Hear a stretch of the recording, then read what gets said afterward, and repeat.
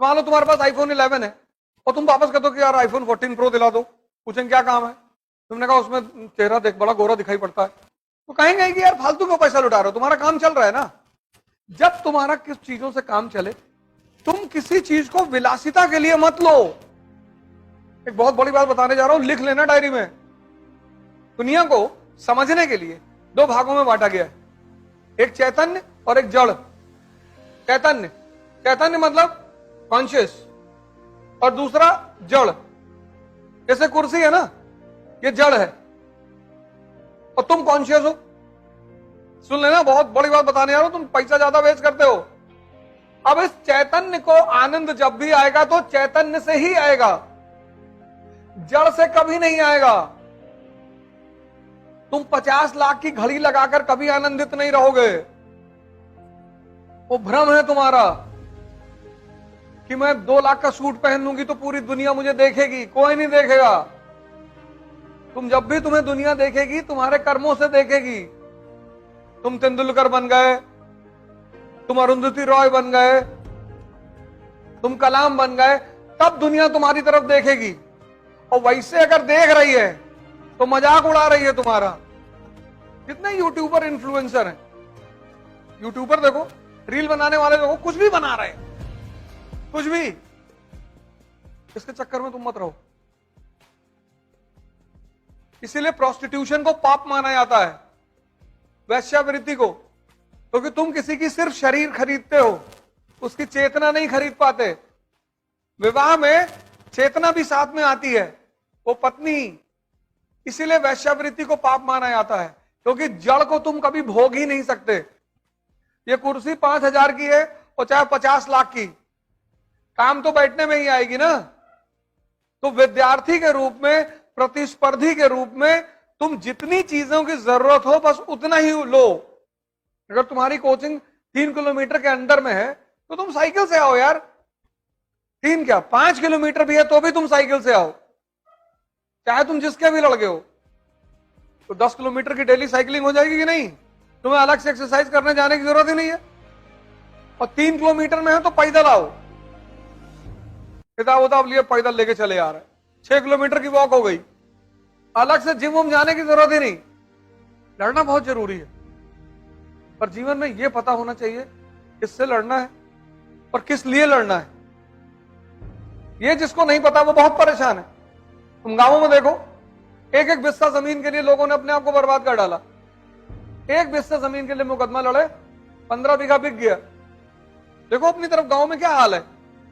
लड़ना है लाइफ में, ये लड़ाई ही तो चल रही तुम्हारी, आईएएस की तैयारी लड़ाई है। ये लड़ाई सही है, सही लड़ रहे हो। घर में अंबेडकर की फोटो लगा लो, गांधी की लगा लो, भगत सिंह लगा लो। जब निराश हो तो एक बार इन लोगों को देख लिया करो, जो ऊर्जा से भर जाओगे एकदम से। विवेकानंद की लगा लो। इसीलिए तो हिंदू मूर्ति पूजा करते थे, मूर्ति से कुछ मांगते नहीं थे, उससे ऊर्जा मिलती थी। जब मूर्ति की तरफ देखते थे तो राम के बारे में सोचते थे कि 14 साल जंगल में रहे। तो जब दूसरे की बुराई, जब दूसरे की संघर्ष सुनते हो तो अपना छोटा लगने लगता है। जैसे तुम एक सब्जेक्ट में फेल हो गए और तुम्हारा दोस्त 2 सब्जेक्ट में फेल हो गया, तो तुम्हारा दुख कम हो गया। तुम घर आके ये नहीं कहोगे मैं फेल हुआ, तुम कहोगे पिंटू 2 सब्जेक्ट में फेल हो गए। और मम्मी पूछेगी तुम, बोले हम तो एक ही में हुए। ये इसीलिए मैं तुमसे कहता हूं बायोग्राफी पढ़ने के लिए। जब महान पुरुषों की बायोग्राफी पढ़ोगे, उनका संघर्ष देखोगे, तो तुमको अपना संघर्ष छोटा लगने लगेगा और वहां से तुम्हें साहस मिलेगा, उत्तेजना मिलेगा। इसने पार्लियामेंट से कहा पैसा दे दो, पार्लियामेंट ने मना कर दिया कि नहीं देंगे। अब सुनना इसने क्या किया, पार्लियामेंट ने मना कर दिया कि पैसा नहीं देंगे, और जब पार्लियामेंट ने मना किया पैसा नहीं देंगे, इसने पार्लियामेंट पे हमला कर दिया। देखो इस जाहिल आदमी को। किसी के सितारे खराब नहीं होते, दिमाग खराब होता है। जब नाश मनुष्य का चाहता है, पहले विवेक मर जाता है? ये कह रही है सब आपके अंदर आता कहां से है? सही बात है, ये कहीं किताब में तो लिखा नहीं है, ध्यान से आता है। इसलिए तो मैं तुमसे कहता हूं, इस आंख को खोलो, यहां से देखो, यहां से विवेक को पैदा करो, तुम्हारा जीवन बदल जाएगा। तुम नाहक में परेशान हो, 2 साल मेहनत करो चपक कर बैठकर, अब दुनिया से कटा हो जाओ, माँ बाप को छोड़कर किसी से बात मत करो। कोई ज्यादा टेंशन करे भगा दो, किसी के पीछे मत भागो, और किसी को फोन मत मिला करो जब तक वो तुमको ना मिलाए, चाहे लड़का हो चाहे लड़की। पढ़ते वक्त फोन स्विच ऑफ कर दो, और पढ़ने में डिस्टर्ब करो उसको घबरो में बुला के खूब पीटो पहले। हाँ, कोई बीमार है तुम्हारा रिश्तेदार, तुम्हें उसकी जरूरत है, चले आओ उसकी मदद कर दो, ये सब मानवता है। मानवता मत छोड़ो, लेकिन बेवकूफियां मत करो। बड़े वाले फूफा आए नीचे बैठे हैं, 4 घंटे उनके साथ बैठे हो, नहीं तो नाराज हो जाए, नाराज भागोगे, जाओ अपने घर। यहां आके कौन बोला था बैठने के लिए? अपना काम करो चुपचाप। सब लोग अपने आप को कृष्ण से जोड़ते हैं, कोई कंस से अपने आप को जोड़ता है? तुम ताकतवर हो जाओगे, तुमको भी लोग भगवान मान लेंगे।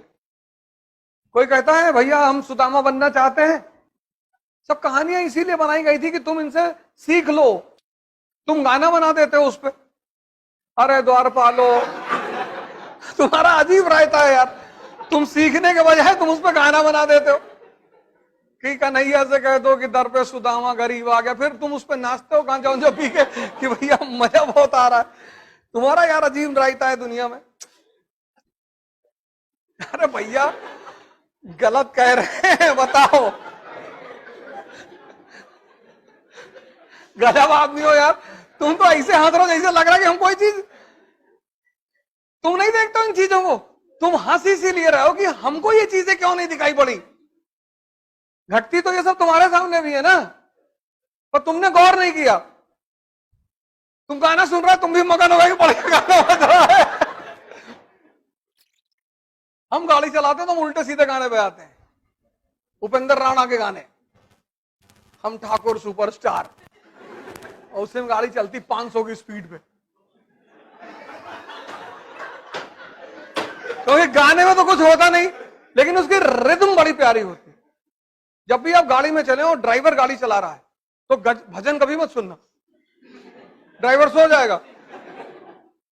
गाड़ी चलाते वक्त ऐसा रिदम रखो कि ड्राइवर जगता रहे। वो बेचारा ड्राइवर कह तो पाता नहीं, अब गाड़ी चल रही, रामायण लगा दी और ड्राइवर बोर हो रहा है, लड़ गया डिवाइडर में जाके। गाड़ी जब भी चले तो रिदमिक गाने बजाओ, मैं आई हूं यूपी बिहार लूटने, ड्राइवर चलाता रहेगा। ऐसे पढ़ा करो यार, जीवन में ऐसे ही काम करो, हंस हंस के। तुम अभी तक जीवन में रो रो के काम किए हो, बदल दो उसको, पढ़ाई करो मस्ती से, हंस कर, खुशी होकर।